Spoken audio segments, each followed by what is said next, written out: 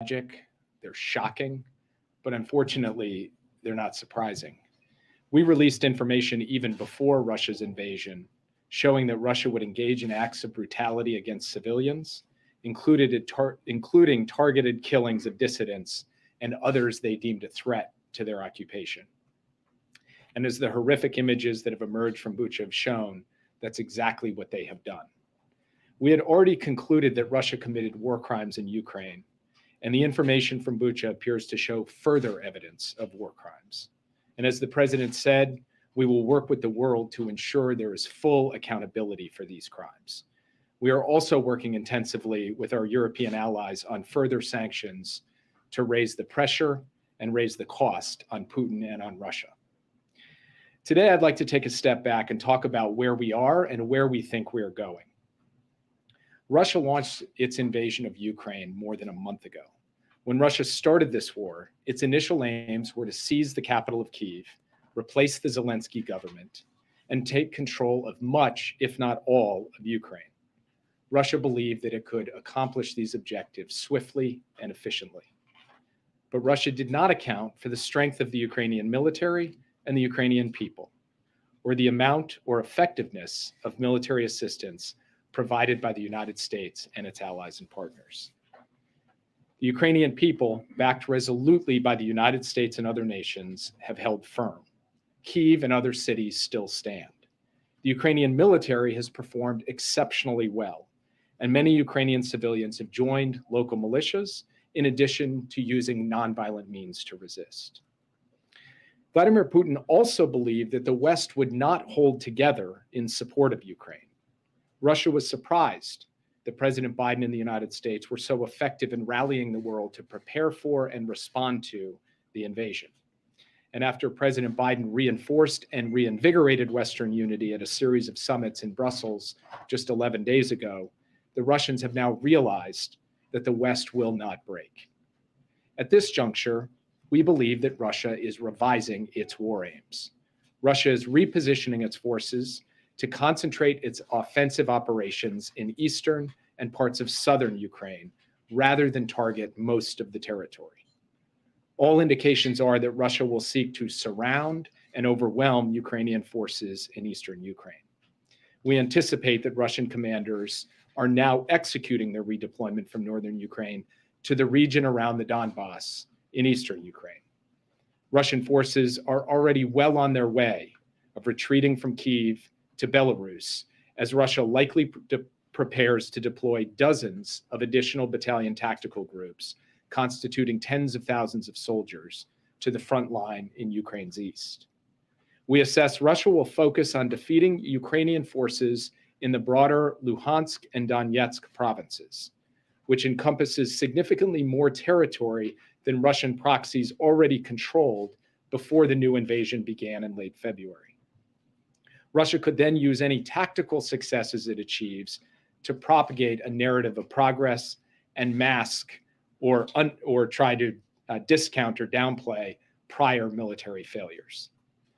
In order to protect any territory it seizes in the east, we expect that Russia could potentially extend its force projection and presence even deeper into Ukraine beyond Luhansk and Donetsk provinces. At least that is their intention and their plan. In the south, we also expect that Russian military forces will do what they can to try to hold the city of Kherson, to enable their control of the water flow to Crimea, and try to block Mykolaiv so that Ukrainian forces cannot proceed to retake Kherson. In the north, Russia will likely keep pressure on Kharkiv. During this renewed ground offensive in eastern Ukraine, Moscow will likely continue to launch air and missile strikes across the rest of the country to cause military and economic damage, and frankly, to cause terror, including against cities like Kyiv, Odessa, Kharkiv, and Lviv. Russia's goal in the end is to weaken Ukraine as much as possible. Russia still has forces available to outnumber Ukraine's, and Russia is now concentrating its military power on fewer lines of attack. But this does not mean that Russia will succeed in the east. So far, Russia's military has struggled to achieve its war aims, while Ukraine's military has done an extraordinary and courageous job demonstrating its will to fight and putting its considerable capabilities to use. The next stage of this conflict may very well be protracted. We should be under no illusions that Russia will adjust its tactics, which have included and will likely continue to include wanton and brazen attacks on civilian targets. And while Moscow may be interested now in using military pressure to find a political settlement, if this offensive in the east proves to gain some traction, Russia could regenerate forces for additional goals, including trying to gain control of yet more territory within Ukraine. Now, as the images from Bucha so powerfully reinforce, now is not the time for complacency. The Ukrainians are defending their homeland courageously, and the United States will continue to back them with military assistance, humanitarian aid, and economic support. We know that military assistance is having a critical impact on this conflict. Ukrainians are effectively defending themselves with US-produced air defense systems and anti-tank systems, such as Stingers and Javelins, as well as radar systems that give the Ukrainians early warning and target data, and multiple other forms of arms and munitions. The administration is working around the clock to fulfill Ukraine's main security assistance requests, delivering weapons from US stocks where they are available, and facilitating the delivery of weapons by allies where allied systems better suit Ukraine's needs. This is happening at what the Pentagon has described at an unprecedented pace. Last Friday, we announced an additional $300 million in security assistance, bringing the US commitment to $1.65 billion in weapons and ammunition since Russia's invasion, and $2.3 billion since the beginning of the administration. The latest package includes laser-guided rocket systems, Puma unmanned aerial systems, armored high-mobility multi-purpose wheeled vehicles, and more. Material is arriving every single day, including today, from the United States and our allies and partners. And we will have further announcements of additional military assistance in the coming days. We are working with the Ukrainians, as I said, to identify solutions to their priority requests. In some cases, that means sourcing systems from other countries because the US either doesn't have the system or doesn't have a version that could effectively be integrated into the fight. Sorts of systems like this include longer range anti-aircraft systems, artillery systems, and coastal defense systems. So let's take coastal defense systems as an example. President Biden went to Brussels to talk to key allies 11 days ago about how to get coastal defense systems to Ukraine, because there is not at the moment a good US option. Last week, the UK announced at the close of its donor conference that coastal defense systems would be provided to the Ukrainians. It is a good example how, working with allies and partners, we are successfully responding to Ukraine's requests. We expect additional new capabilities to be delivered in the near future. We can't always advertise what is being delivered out of deference to our allies and partners or for operational sensitivities, but we are moving with speed and efficiency to deliver. Let me close with this. Even as Russia acknowledges the failure of its initial plans and shifts its goals, three elements of this war remain constant. First, Russia will continue to use its military to try to conquer and occupy sovereign Ukrainian territory. Second, the Ukrainian military and people will continue to effectively and bravely defend their homeland. And third, the United States will stand by them for as long as it takes. Russia has tried to subjugate the whole of Ukraine, and it has failed. Now it will attempt to bring parts of the country under its rule. It may succeed in taking some territory through sheer force and brutality. But no matter what happens over the coming weeks, it is clear that Russia will never be welcomed by the Ukrainian people. Instead, its gains will be temporary as the brave Ukrainian people resist Russian occupation and carry on their fight for an independent, sovereign nation that they so richly deserve. And with that, I'd be happy to take your questions. Yeah. Dave, can I ask you about the president's call for a war crimes trial for Vladimir Putin? What are the mechanics of how the president sees that playing out? Would it be at the International Criminal Court or in some other tribunal? So we have to consult with our allies and partners on what makes most sense as a mechanism moving forward. Obviously, the ICC is one venue where war crimes have been tried in the past, but there have been other examples in other conflicts of other mechanisms being set up. So there's work to be done to work out the specifics of that. And between now and then, every day, what we are focused on is continuing to apply pressure to the Russian economy and provide weapons to the Ukrainian people to be able to defend themselves. Sorry, forgive me. Other forums for this might include something that the UN Security Council might adopt. Is that what you're suggesting? That you would go to the Security Council? Well, obviously, with Russia as a permanent member of the UN Security Council, it would be difficult to imagine that they would not attempt to exercise their veto to block something. But there have been creative solutions to the question of accountability in the past, and I'm not going to prejudge what solution would be applied here or what forum or venue would be applied here. What I will say is what the president said this morning. There has to be accountability for these war crimes. That accountability has to be felt at every level of the Russian system, and the United States will work with the international community to ensure that accountability is applied at the appropriate time. Yes. The president was careful to say he does not see this as genocide. Many Ukrainians believe that it is because their nation, their people are being attacked. Where is the line in your view, and how have you counseled the president between genocide and war crimes? So this is something we, of course, continue to monitor every day. Based on what we have seen so far, we have seen atrocities, we have seen war crimes, we have not yet seen a level of systematic deprivation of life of the Ukrainian people to rise to the level of genocide. But again, that's something we will continue to monitor. There is not a mechanical formula for this. There is a process that we have run just recently at the State Department to ultimately determine that the mass killing of Rohingya in Burma constituted genocide. That was a lengthy process based on an amassing of evidence over a considerable period of time and involving, frankly, mass death, the mass incarceration of a significant portion of the Rohingya population.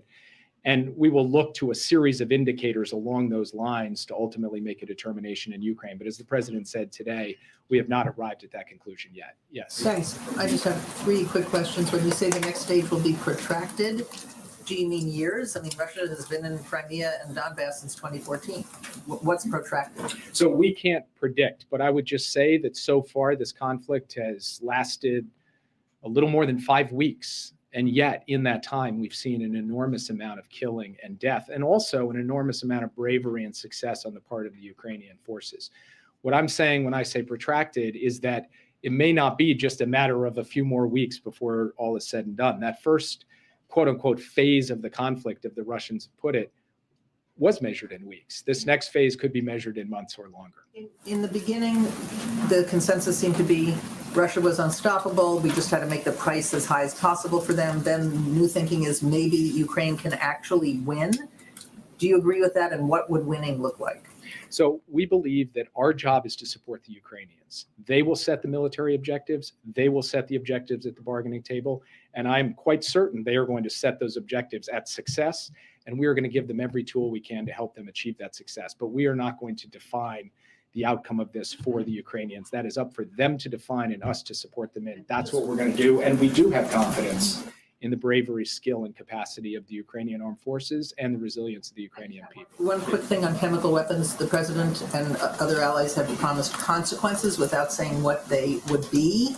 Last time Russia used chemical weapons, there were sanctions, but not very stiff ones. Are you ready to define consequences? So I'm going to say the same thing I've said from this podium that the president has said from a podium down the hall in this same building, which is that Russia will pay a severe price. We have communicated to them directly. We have coordinated with our allies and partners, and I'm not going to go further in terms of the specifics here today. The administration initially did not call this war crimes, and eventually they did after what they saw on the ground. Do you think that's going to be the case with calling it a genocide? Well, so first, it's not just that we sit around and debate terms and then ultimately decide to apply a term based against static circumstances. We watch as things unfold. We gather evidence. We continue to develop facts. And as we gathered evidence and as we got the facts together, we ultimately came to the conclusion that war crimes were committed. And in fact, I would say on this front, President Biden was a leader. He went out and said, Putin is a war criminal. And many of you raised your eyebrows at that. Many people out in the public raise their eyebrows at that. And now you see the scenes coming out of Bucha today. And so he's not going to hesitate to call a spade, to call it like he sees it, and neither is the US government. So as the facts develop, could we see ourselves reaching a different conclusion on that question? Of course we could, but it's going to be based on evidence and facts as we gather it along the way. And two more quick ones for you. On the sanctions that the president was talking about today, should we expect those this week? Or what's the timing? You can expect further sanctions announcements this week, and we are coordinating with our allies and partners on what the exact parameters of that will be. But yes, this week we will have additional economic pressure elements to announce. Thank you. And my last question quickly, you keep using the word retreat instead of reposition. How much is that in part due to the spring conditions, the muddy conditions that are on the ground in Ukraine?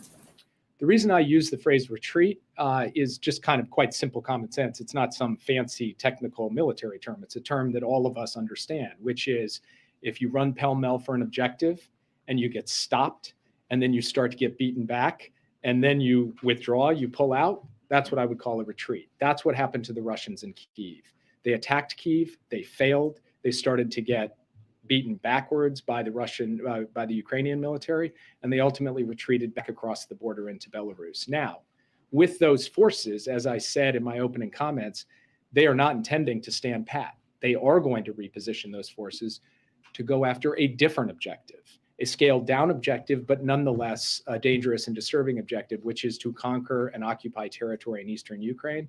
And now it's our job to help the Ukrainian people have the tools they need to be able to stymie that objective. That is what we're intent on doing at this stage. I know you're not willing to call it a genocide, but does the U.S. government have information that you can that you can use to independently corroborate Ukraine's allegations about atrocities in Bucha? So we have obviously got access to a lot of the information that you all have. We also have information that the Ukrainians have provided us directly, and we will also work with fact finders, independent fact finders as we go forward to get to a level of documentation that allows us to help build very strong dossiers of evidence for war crimes prosecutions. And that is what we intend to do. Now, on the question of the genocide determination, obviously we will continue on a daily basis to have consultations with the Ukrainians to reach determinations. And if at some point we reach the judgment that there in fact has been a level of atrocity, a level of killing, a level of intentional activity that rises to meet our definition of genocide, we'll call it for what it is. We have never hesitated to call out the Russians for what they have done in Ukraine, and we will not start now. Sorry, one quick question on France, Jake. They've suggested that a hefty EU-wide tariff should be imposed as opposed to a blanket ban on Russian energy imports into the EU. Does the U.S. support that, and will that be part of what you're planning to do next in terms of sanctions? We are having conversations as I stand here at this podium with senior officials in the main European capitals as well as in Brussels on the full range of sanctions options, including sanctions options or pressure options that relate to energy. I'm not going to negotiate that out at this podium. We want to make sure that we're able to pull together a consensus along with the rest of the European Union. The Kremlin is denying the images out of Bucha, saying that they don't show any kind of apparent execution. What is the U.S. doing to try and expose Russia's actions to its own citizens? I mean, what can we do to sort of fight this information war? Well, first, I would note that the Kremlin is working overtime to close down the information space inside of Russia, which is not exactly the action of a strong and confident government that feels really good about the story that it would be telling if it were allowing independent news sources to come in. Second, we are, of course, supporting through a variety of means the provision of information about these atrocities and about the entire effort by the Russians to unjustly and unlawfully invade a sovereign neighboring country, not just to the Russian people, but to people everywhere. We will continue to do that. And just to be clear, is it your sense that the atrocities that we're seeing in Bucha are based on orders coming from Putin or his senior military officials, or is there a chance here that this is sort of Russian forces acting on their own, and is there even a distinction? I don't want to get into the specific intelligence related to Bucha at this point, but what I will say, as I said at the outset, is even before the invasion happened, we shared information with the public, with the press, including from this podium, that Russia was intending, as a matter of policy, not as a matter of one guy in a unit in a suburb of Kyiv, but as a matter of policy in this war, to kill dissidents, to kill those who caused problems for the occupation, and to impose a reign of terror across occupied territories within Ukraine. That is what we are seeing play out. So no, we do not believe that this is just a random accident or the rogue act of a particular individual. We believe that this was part of the plan. We declared it from this podium as part of the plan, and now we are seeing it play out in real life in living color in these terrible, tragic images we are seeing come from Bucha. Yeah. Thanks. So I know you don't want to talk about possible venues for a war crimes trial, but can you talk a little bit about the evidence gathering aspect of it? That's going to be crucial to combating disinformation and what Russians will say that, you know, Ukrainian rebels are fighting us. That was legitimate warfare. What happened? That could be a tactic they're taking. So can you walk us through the evidence gathering, who's doing it, other people on the ground gathering evidence? How long does that take to sort of build a case, and what does that look like? So I will directly answer your question, but I also think it is important for our team at the State Department, which will take the lead on this, including our global war crimes coordinator, to give you a fully elaborate answer to this question in technical detail so that everybody understands exactly how this process works. But with that being said, there are four main sources of information that we will develop in an effort to help build the case for war crimes. The first is the information we and our allies and partners gather, including through intelligence sources. And we actually, within our intelligence community, had previously stood up a team to be able to document and analyze war crimes and work closely with the State Department in doing so. And we're also coordinating with key allies and partners who have their own capacities. The second is what the Ukrainians themselves will do on the ground to develop this case, to document the forensics of these tragic and senseless killings in this particular instance and in other instances across Ukraine. The third is international organizations, including the United Nations, but others as well, prominent international non-governmental organizations with real credibility and expertise in this area. And then the fourth is all of you, because part of building this case is relying upon the global independent media who has images, interviews, documentation. And when you put all of those four sources together, you can build, we believe, a package that can stand up to the relentless disinformation we are likely to see and have already started seeing from Russia, and that ultimately the truth will withstand the assault on the truth that we can expect to come from Moscow. On former President Trump, he's having Save America rallies where he's decrying the Biden administration, decrying the response that you all in the White House have been given to this war in Ukraine. He said if he was in here in office, he would do it better. It wouldn't happen under him. What is your response to the former President Donald J. Trump saying these things about the current administration? I don't have a response to the former president. We are focused on getting the job done, getting the support to the Ukrainian people that they need, applying unprecedented pressure to the Russian economy, and building a form of Western unity that no one could reasonably have expected and that we have sustained through the early weeks of the war and will sustain for the period ahead. And I'll leave the commentary on what the former president said to others. Do you think they're doing enough? Thank you very much. Thanks, Jake. To follow up on what you said about Ukraine setting terms for any potential resolution, President Zelensky said on Face the Nation that with regard to any potential peace agreement, the important thing in this agreement are security guarantees, but he also said the U.S. has not provided any yet. Is the U.S. considering that, and what would that look like? So we are in regular contact, and by regular, I mean near daily contact. I personally am in near daily contact with my counterpart in the Ukrainian government, and we are talking constantly about how we can support a negotiated solution that defends Ukraine's sovereignty and territorial integrity. And we have told them that we are prepared to do our part to support that, including by ensuring that Ukraine has the means to defend itself in the future. I'm not going to get into the specifics of what those negotiations are, because I believe it's very important that they have a protected space to be able to be carried out. But you can rest assured that the United States is actively working in consultation with Ukrainians to support their efforts at the peace table. And then a question on the sanctions. You just said that you're under no illusions that Russia will adjust its target. So what function will an additional sanctions package have when you announce it? So I would say two things about sanctions. One is that sanctions are intended to impose costs so that Russia cannot carry on these grotesque acts without paying a severe price for it. The other is to have an effect on Russia's behavior over time. But as President Biden has made clear repeatedly, we don't expect that that shift in behavior will be caused by sanctions overnight or in a week. It will take time to grind down the elements of Russian power within the Russian economy, to hit their industrial base hard, to hit the sources of revenue that have propped up this war and have propped up the kleptocracy in Russia. That's going to take some time to play out. But there's no better time than now to be working at that so that the costs end up setting in and that ends up sharpening Russia's choices. So sanctions are not alone going to solve any of these problems, but they are a critical tool in ultimately producing a better outcome to this conflict than it would otherwise be produced. Have the revelations about Bucha prompted the administration and its allies to reconsider what kind of military assistance is provided to Ukraine? Are tanks now part of potential transfers that could be provided to the Ukrainian military?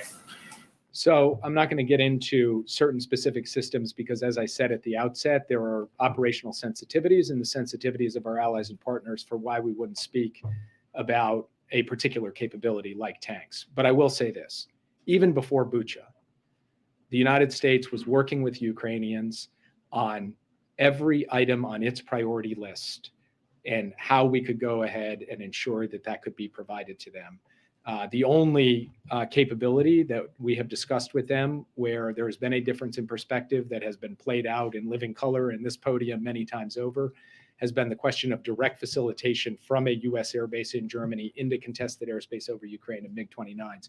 Otherwise, before Bucha, we were working with them on a wide range of capabilities, including some capabilities that people here were writing we weren't prepared to provide. That wasn't right.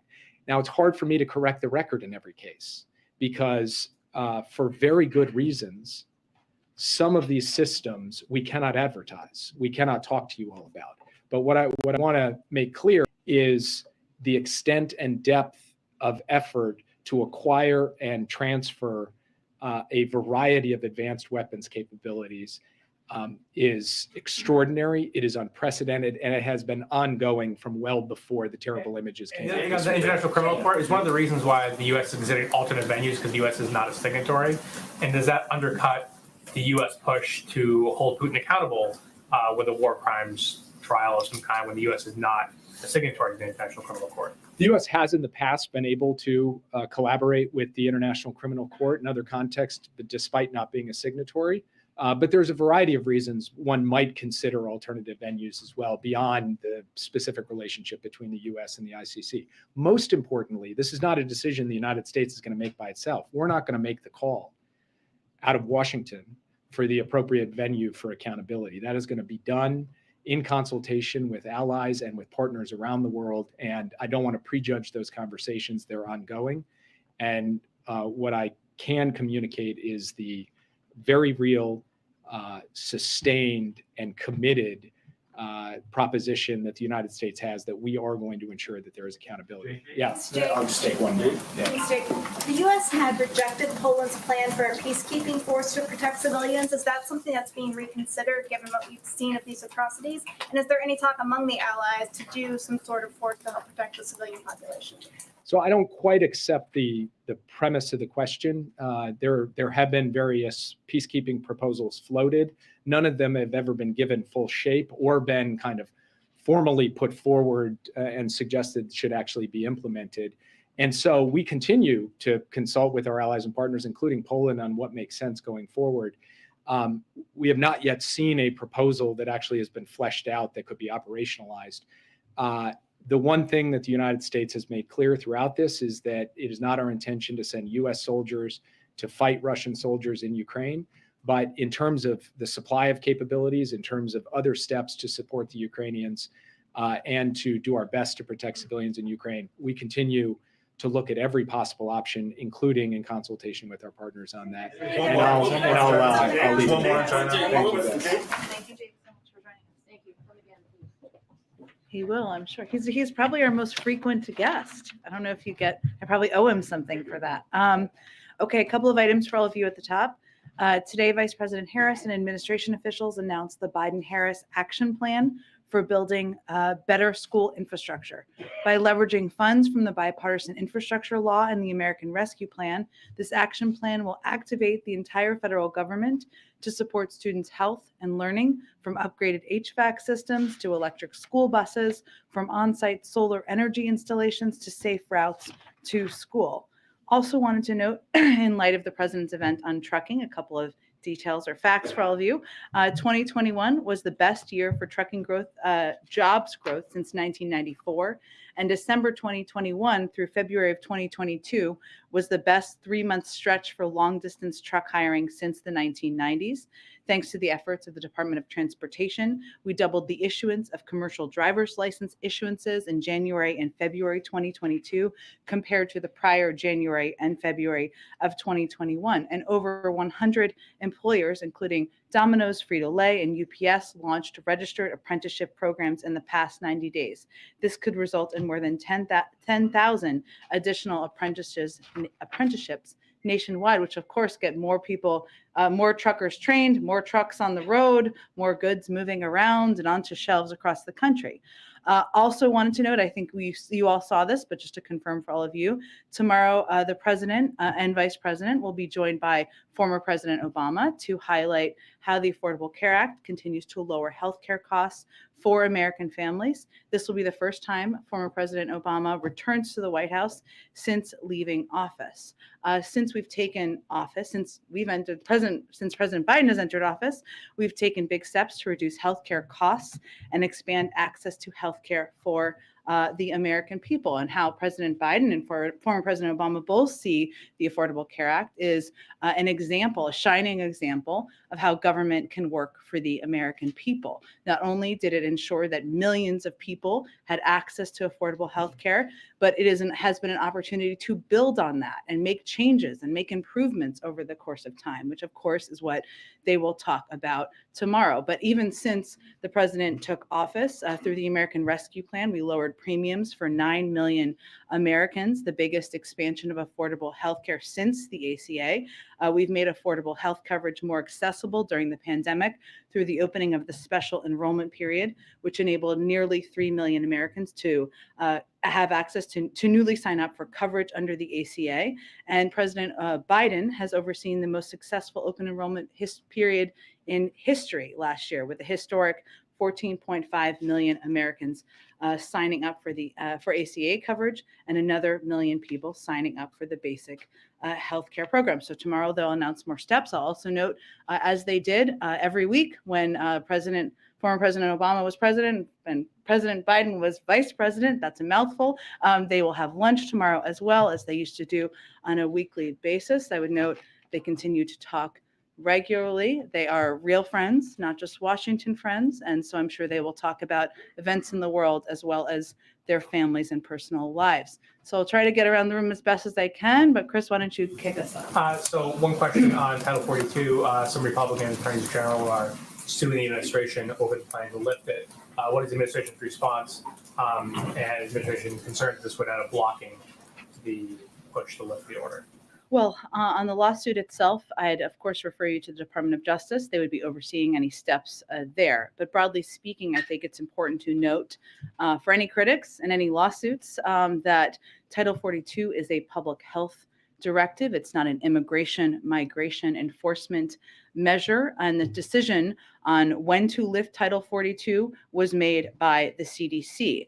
And our objective from here, and this is why we have the implementation period over the next several weeks, continues to be to ensure we are increasing our resources, surging personnel and resources to the border, improving border processing, implementing COVID-19 mitigation measures, and continuing to work with other countries in the Western Hemisphere to manage migration and address root causes. But this is, again, a healthcare measure, a health measure, determination and not an immigration policy. Go ahead. Thanks, Jen. Let me ask you the question I was going to ask Jake, which is that as part of this new effort to ramp up sanctions, is the administration going to be ramping up pressure on China and India to abide by existing sanctions?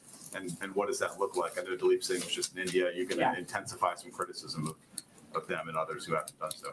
Well, certainly our expectation and our public and private message will continue to be that every country should abide by the sanctions that we have announced and that we are implementing around the world. As you noted, so let me start with India, if that's okay. As you noted, Dilip Singh, our Deputy National Security Advisor, was just there. I would note that, just given some of the reporting, energy payments are not sanctioned. That's a decision made by each individual country. And we've been very clear that each country is going to make their own choices, even as we have made the decision and other countries have made the decision to ban energy imports. What Dilip did make clear to his counterparts during this visit was that we don't believe it's in India's interest to accelerate or increase imports of Russian energy and other commodities. Right now, just to give everybody the full scope of it, India's imports of Russian energy represent only 1% to 2% of their total energy imports. So while he explained both the mechanisms of our sanctions and reiterated that any country or entity should be abiding by those, we also made clear that we'd be happy to be a partner in reducing their reliance or even their small percentage of reliance on that. As it relates to China, I know that Jake spoke to this the last time he was here. Our assessment hasn't changed on that front, but we continue to convey the same expectations of abiding by sanctions. And then on COVID funding, the reports that the Republicans and Democrats in the Senate are nearing a deal on a $10 billion package that doesn't include global aid. Is a package of that size and that doesn't include global vaccine assistance something that President Biden could sign into law? Well, let me first say that we are encouraged by the strong progress that Congress is making in finalizing a deal, not yet final, but finalizing a deal to fund some of our most very urgent COVID response needs. I would remind everyone that what we had requested was $22.5 billion, not $10 billion, in order to achieve a number of objectives, including securing enough booster shots for the general population, purchasing more monoclonal antibodies and Evusheld for the immunocompromised, maintaining our testing capacity, getting shots in arms abroad, to go to your question, and funding for variant-specific vaccines if needed. So this does not, will obviously not meet all of those needs, dire needs in this country. And certainly our objective would continue to be to press for funding for international support for ensuring we continue to be the arsenal of vaccines in the world, regardless of what this final package looks like. I'd note that the reason that's so important is not just because of the need to have vaccine doses. It's because we need to, there are countries around the world who are refusing our vaccine doses because they don't have the mechanisms, the know-how, and the capacity to be able to distribute those doses. So that funding that we've been requesting, we'll continue to press for, would be accounting for that as well. Can I note one more last thing? Sorry, I've got a lot on this. I would also note that as you're watching Congress and the Senate, there are a wide number of Republicans who have called for funding for and called for ensuring that we continue to be the arsenal of vaccine distribution around the world. They don't use that exact phrase, but basically that's the basics, including Senator Graham, who said, I support the effort just in June of last year of the Biden administration to donate vaccines to at-risk populations throughout the world. Senator Portman said that he is pleased that legislation, this is last summer, that has passed, that the committee at the time would help ensure that domestic supply is part of what we're doing in domestic supply, access to domestic supply is part of our global vaccination strategy. Senator McConnell said it would be terribly unfortunate if a supplemental COVID-19 funding package did not include international vaccines. So I'm not going to prejudge where they will all be on this or future legislation. I would just note that if we want to continue to be providing to the world, we need money, and that's a case we will continue to make. Go ahead.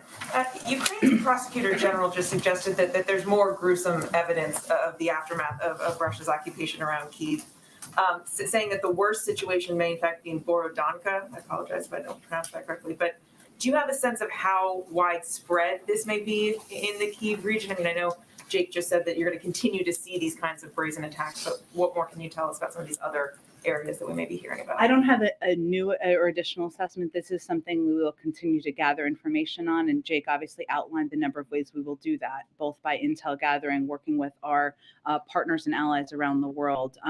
But I would also note, Mary, to go back to your earlier question, that the fact that we're seeing these horrific images from Bucha around the now around the world, thanks to all of your broadcasts and many global broadcasters. I mean, we have access. There's access to this area. There's not access to a lot of the areas around Mariupol and other areas of Ukraine where we have not even begun to see the impact of the atrocities and the impact of what, as Jake said, President Putin and the Russians made clear they were intending to do from the outset of the war. So while I don't have additional assessment, I would just note that we should brace ourselves for what we may see as we gain greater access and learn more about what atrocities they've implemented. Go ahead. Thank you. The U.S. ambassador to the UN says that tomorrow she's going to go to New York and seek Russia's suspension from the Human Rights Council.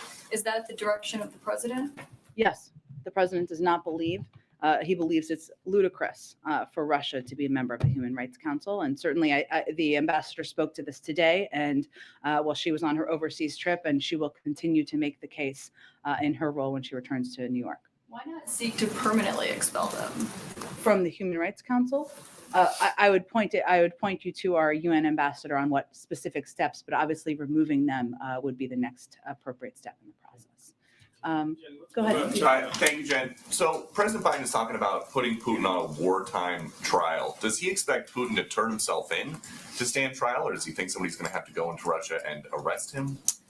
Well, without getting into the mechanisms, which I know were the good questions everybody was asking our national security advisor, there is precedent in the past of how this process can work. We're not going to prejudge what the process would work or what steps would be taken through an international legal process. So that's not quite where we're at right now, Peter, and I can't give you a sense of the mechanisms of if convicted, what would happen. Okay, a question about college sports. In some places like the Ivy League now, there are biological males competing against women. Does the White House think that is fair?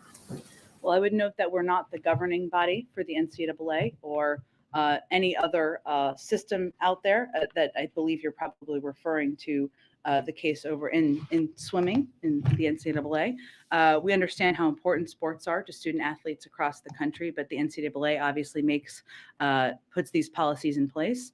What I would say, Peter, if we look at this broadly, is that we celebrated International Transgender Day of Visibility last week with a slate of new actions to ensure we are continuing we continue to protect the dignity and identity of all Americans. And at a moment where we're looking at and we're seeing increased mental health issues related to young people, especially LGBTQ plus young people, we're providing additional funding and resources to address this issue. And we hope all leaders can focus on those important issues and the impact on many of these young people who are impacted across the country. And then what about this new law in Florida? At what age does the White House think that students should be taught about sexual orientation and gender identity?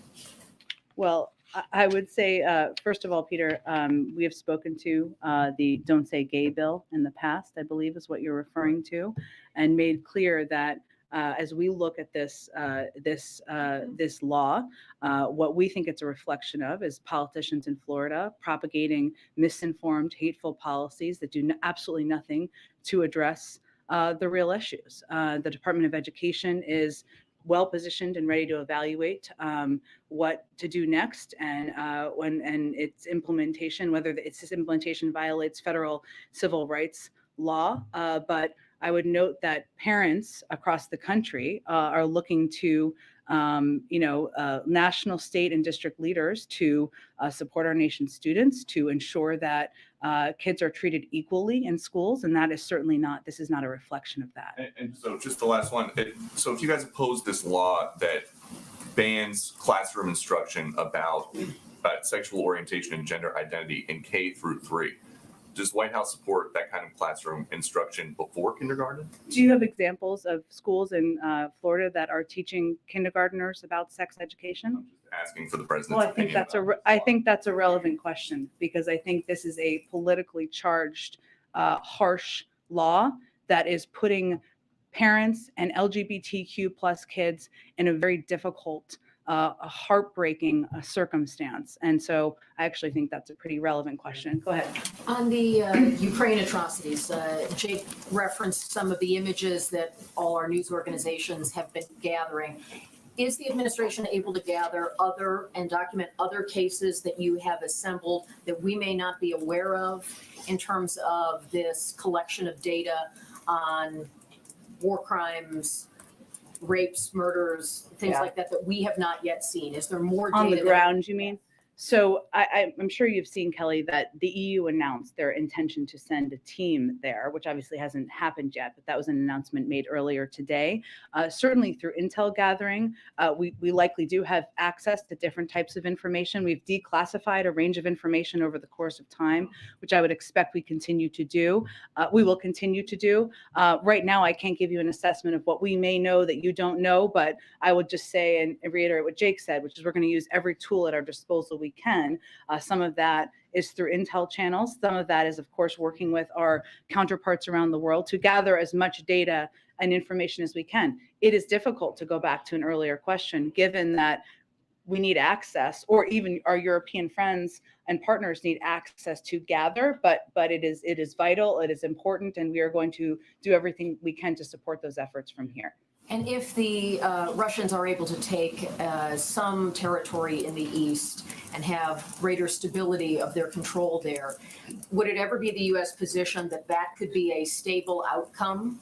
Or is maintaining the current map of Ukrainian sovereignty what the West would want? Sure. Well, it's going to be up to the Ukrainians and Ukrainian leaders to determine what the diplomatic path forward looks like here, what discussions, what negotiations they are comfortable with. What our objective is and what tool we feel we can most be effective at, I should say, is supporting them and strengthening their hand in these negotiations. And that includes not just the economic support, the military support. I would note over the course of the last couple of days, the Department of Defense announced an additional package beyond what was announced just a few weeks ago. So we're going to continue to do that. But in terms of the negotiations and what they would be comfortable with, we're here to support them, and we're not going to predetermine that. Go ahead. Thanks, Jen. Just last week, you said that the U.S. is sending a protective gear to Ukraine to help shield Ukrainians from chemical weapons use. Have those deliveries been made or have they started? Is there any timeline specifically for those deliveries? Because Jake did mention that deliveries have started. Sure. I can check for you a status of that. We try to do it in an expedited manner, and we still have means of getting equipment, of a range of equipment to people who need it on the ground, and I can check if that equipment has been delivered or is in process, I guess you're asking. Yeah. And I have a quick question on Elon Musk and him picking up a 9% stake in Twitter, which makes him the largest shareholder in the company. Obviously, the White House uses Twitter quite extensively, and Musk has been very critical of President Biden. I'm wondering if there is perhaps any recalibration of the use of the platform, or to what extent, the White House is using Twitter going forward. That's a decision of a private sector leader. I don't have any specific comment on it, but I expect we will continue to use Twitter as you all will as well, I would expect. Go ahead. Thanks, Jen. I was wondering if you could elaborate a little bit more on President Biden and former President Obama and their relationship and how often and how they communicate. And you had mentioned that they are real friends and not just Washington friends. But given that they only live a few miles apart, why is this the first time that the former president has been invited to the White House? Well, I would say first, I have known them both for some time, and I watched their friendship grow over the course of the period of time when the president was vice president and when the former president was president. And why I noted that at the top is because I think people who didn't have the seat I had may just think that it's like inviting any former president to the White House, and it certainly is not that. They talk on the phone. They do that on a regular basis. I'm not going to give you the number of times they've had conversations, but I would note they consult on a range of issues, but also about their families and things happening in their personal lives. And, it's not a relationship of obligation. It's one where they developed a deep and close friendship through the course of their time serving together, and that has continued. And tomorrow is, of course, exactly the right time to have the former president come here, given this is one of the proudest accomplishments that they worked on together, they shared together, and it is emblematic of their shared view and belief that government can work for people and it can work for the American people. And this is an example of building on a success from more than 10 years ago and making it better over time. So, and I suspect that former President Obama will be back when there is a portrait unveiling and perhaps for other engagements here as well in the future. Go ahead, Karen. Thanks, Jen. Can you tell us how the president or the president's engaged with lawmakers in the last couple of days on the COVID funding deal? And have you talked to any Republicans on this? I'm not going to give you an outline or a detail of people he's spoken to. I will note that it's rare that I am in the Oval Office on any given day where he doesn't just pick up the phone and call a member of Congress, often a Republican, at least when I'm in there, to talk to them about a range of priorities. This is clearly a huge focus for the president because of the dire need we have at this moment to get this funding through, and the fact that we are already at a point where we have had to halt, delay a range of programs and purchases that we feel are imperative. I would note that on the global side, we already need to stop plans to expand the global vaccination initiative to more countries. We'll also have to immediately scale back our global efforts to provide life-saving tools. This is a little bit of what I mentioned earlier, like oxygen systems, antiviral pills, things that can cut death rates by 90% for the unvaccinated. And I would also note that even as we're very encouraged by the progress, we're going to need more, because our objective here is going to continue to be ahead of the process and be ahead in planning to make sure we can have funding for antivirals, the vaccines needed for people for many months to come. And just to be clear, so he has been talking on this specific issue. He's been engaged with a range of members about a range of issues. This is a huge priority. I'm just not going to get into the details of what those calls look like. Go ahead. Thanks, Jen. I just wanted to clarify on what I was asking Jake there, because it sounded like at the end he was leaving open the possibility of U.S. boots on the ground to protect civilians in Ukraine or to protect the supply. I don't think that was his intention. He did say in terms of the supply chain or civilians that you're discussing all possibilities with allies. Nothing has changed about the president's view about boots on the ground. Go ahead. Okay. So the jobs report came out on Friday. Inflation is at 7.9%. It shows average hourly wages went up 5.6%. Wonder what the level of concern is for the president and the White House that people will stop spending because the stuff they want is more expensive, and that leads us to a recession. Well, I would say on the latter part of your question that what we know is that the economy is strong. Our recovery has been strong, and that continues to be. While we of course are monitoring progress and where we have concern, including rising costs and obviously the need to continue to address inflation. That continues to be our assessment, which is even as there are challenges we need to continue to address, means that we have a strong basis that we are building from. I would remind you also that the unemployment rate is 3.6%, and the president created more jobs last year than any president in American history. So those fundamentals are also backed up by data. And obviously what we're trying to do, as you know from following this closely, there are a couple of areas that are impacting rising costs more than others, right? Including the price of gas, including the price of automobiles and the impacts on the car industry of the lack of the chip shortages. So what we're also trying to do is take steps to address each area where we see rising costs. And obviously the president's announcement on Thursday to do a historic release from the Strategic Petroleum Reserve, where we've seen already a small reduction in the price of gas and the price of oil come down by several dollars, is an effort to bring down costs that are impacting people's pocketbooks, checkbooks, et cetera. Concerned about consumers stop spending. We of course continue to assess, but I don't have any projection of that at this point in time. One thing on the wealth tax. Elon Musk tweeted out last week that Tesla and SpaceX would have died if such a tax existed in 2008 after the Great Recession. With the push for EVs and space exploration, what's the White House level of concern that a wealth tax could stifle innovation? Well, I would first say that, right now, America's teachers and firefighters pay a higher tax rate than billionaires. I don't even think Elon Musk probably thinks that's fair. I don't know who thinks that's fair. It's not fair. And that should not be the case. And so what this proposal does and why the president supports it, in his view, is it fixes that.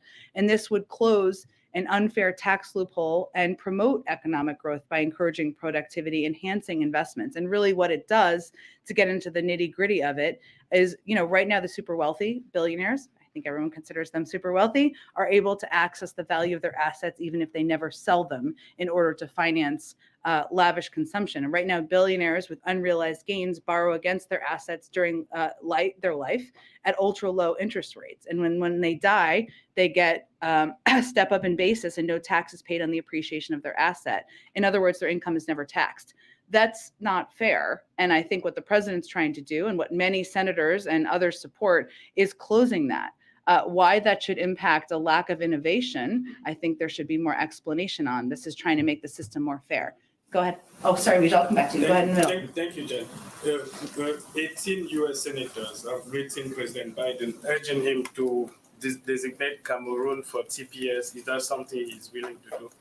That's an assessment is made by a process led by the Department of Homeland Security. So I don't have any prediction of that at this point in time. And on his approval rating, when he came into office last year, he was around 60% and even more.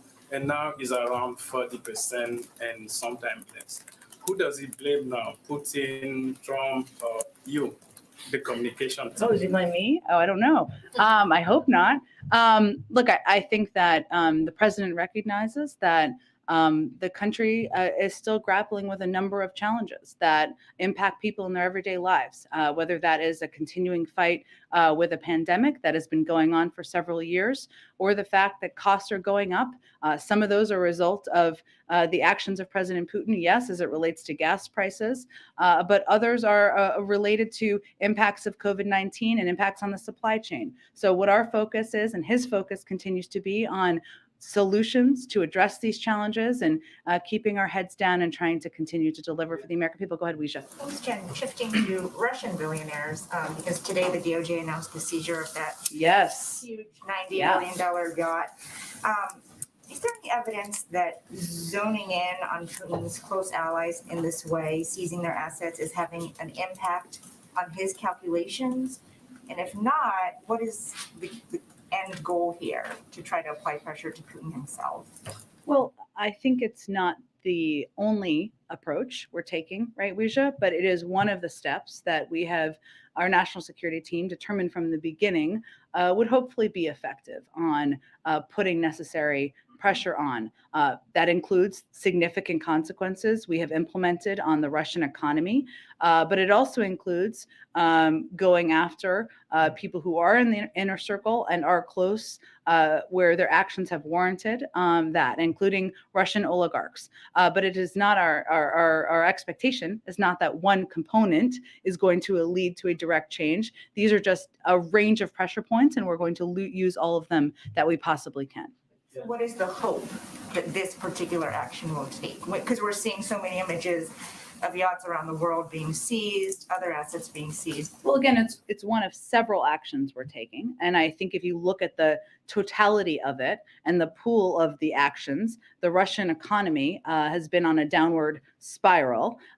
There are businesses, private sector businesses around the world have pulled their business and their investments out of Russia. They are isolated from the world. The oligarchs are isolated from the world. All of these are meant to be consequences and meant to, of course, impact the calculation over the longer term. Just one quick one on the president's announcement last week about the strategic supply of oil. Yep. So, the crude prices came down. We saw that almost right away. But how long do you expect that Band-Aid will hold if OPEC does not also agree to ramp up production, which it has not so far? Well, here's how you should look at it. It was intentionally done as 1 million barrels a day over the course of 6 months because we knew there needed to be kind of a gap filled for that period of time, where our expectation and hope is that there could be greater production by the oil companies over that course of time. There are also steps, as you've seen, this is a coordinated release around the world, and there was an announcement last Friday about that as well, by other countries to help fill the gap that we see from Russia and from the fact that their oil is not contributing as much as it had historically onto the global marketplace. And obviously, oil prices are global. I mean, it's a global marketplace. So we're already seeing, as you said, a reduction, but this is meant to be a 6-month effort to kind of bridge the gap in many ways for that period of time and ramp up production in a range of ways. Yes, you referenced OPEC Plus, but also other countries last Friday announced their plans and their intentions to release more oil to help meet the supply needs on the market. That's what we're intending to do here. And we're going to continue to look at many ways to achieve that objective. Go ahead. Iran over the weekend said that a deal was close. We heard something different from U.S. officials only days before that. So what is the current assessment of that deal? Well, our assessment is that the onus for concluding this deal is squarely on Iran. Together with our European allies, the United States has negotiated the roadmap for a mutual return to compliance through the Vienna talks. The president will re-enter the deal if it's in our national security interests, and both ourselves and our allies are prepared to conclude a strong agreement if Iran is prepared to do the same. What we've seen, however, is that Iran has raised a number of issues that has nothing to do with the mutual compliance under the nuclear deal, and that is where our focus and our objective is. So we would encourage Iran to focus on the deal negotiated in Vienna rather than seeking to open issues outside the Vienna context or casting blame, of course, on others for a pause in the talks. Is the White House making any push this week, last-minute push to get another Republican or two to support Judge Jackson? And secondly, if you could reflect on what Senator Graham said about if Republicans were in control, that she wouldn't even get a hearing. Let me say on the first part that our view continues to be that Judge Jackson's credentials, her record, warrant bipartisan support. We've seen some of that to date, but certainly we're going to continue to work the phones up until the last moment here, but I can't make a prediction for you on what the end result of that will be. I would say on Senator Graham's comments, I think the best questions are probably posed to Senator Graham. I would remind you all that he has previously voted for Judge Jackson when her record and her credentials were exactly the same as they are today. So it seems like there's more questions that could be posed to him. Go ahead. As a follow-up on the Supreme Court confirmation hearing, Republicans have said that they wanted to, this would be a respectful and fair process, and it's been very contentious. Given Senator Graham's comments, what do you think is the nature of the Supreme Court as we look ahead for future, not just this Supreme Court nominee, but for future nominations, given the contentious comments from Senator Graham? Look, I think that our view continues to be that qualified nominees, those who meet every objective bar of qualification, of background, should be considered and treated with fairness as they go through the process. That's how President Biden is going to continue to operate, and that's how we would expect every member of the Senate to continue to operate. So obviously his comments are disappointing, but our focus needs to continue to be on supporting Judge Jackson and her path to the Supreme Court. Go ahead. Jen, I wanted to ask 2 questions, one about refugees and one about the Supreme Court. Sure. On refugees, the 100,000 number that the president put out when you all were in Europe. Yeah. Can you talk about how you arrived at that number and what preparations are being made at this point to accept those refugees? I haven't seen the State Department really put out a lot of detail yet. Yeah, I expect we'll have more soon. And I think the understandable questions are kind of the prioritization and how the process will work and what the models will be. All very good questions. And we're just working through the final pieces of the policy process at this point in time. In terms of the number, it doesn't mean we will reach that number. As you know, that while there have been a startling number of refugees, individuals who have been kicked out of their homes because of the Russian invasion of Ukraine. The vast majority of them want to stay in neighboring countries, and that continues to be our expectation. But this is just an effort for us to play a role beyond the the historic amount of his humanitarian assistance and support we're providing to neighboring countries to ensure that we can find a pathway for those who want to come to the United States to come here too. But we're still finalizing the policy details, and hopefully we'll have more soon on that for you. Go ahead. One more on the Supreme Court. Yep. President Biden was asked last week about Justice Clarence Thomas.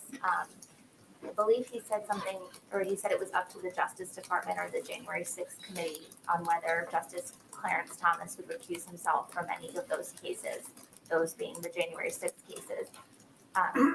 Judicial ethics mean that the Supreme Court justice generally makes his own decision on recusals. Does the president still agree with the view of the Justice Department or January 6th committee should decide? Has he taken a position at this point on whether Justice Thomas should recuse himself? That's a decision up to the Supreme Court. We don't have an additional position from here. Go ahead. They were friends from the time they were on Foreign Relations Committee together.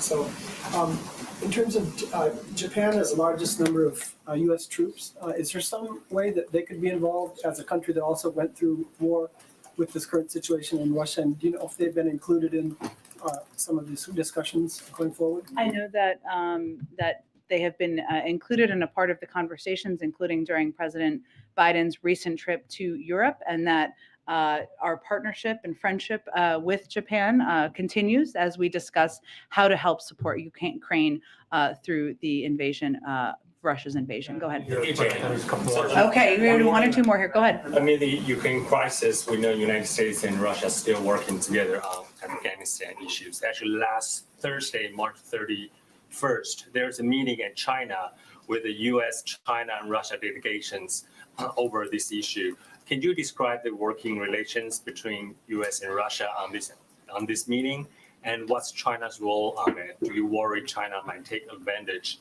of the tension between the U.S. and Russia right now? And just so I make sure I'm unpacking your question and what you're asking about, a meeting on Afghanistan between Russian, U.S. and Chinese officials. Yes. I would really point you to the State Department. I'm happy to get more details on it and see. I would note that Russia and China are both members of the P5+1, and obviously we're continuing to pursue a diplomatic deal there as well. So there are other examples of us working even as we are horrified by the atrocities in Ukraine. Okay, last one. Thank you, Jen. Moments ago, you said that it was ludicrous that Russia would be allowed to sit on the UN Human Rights Council.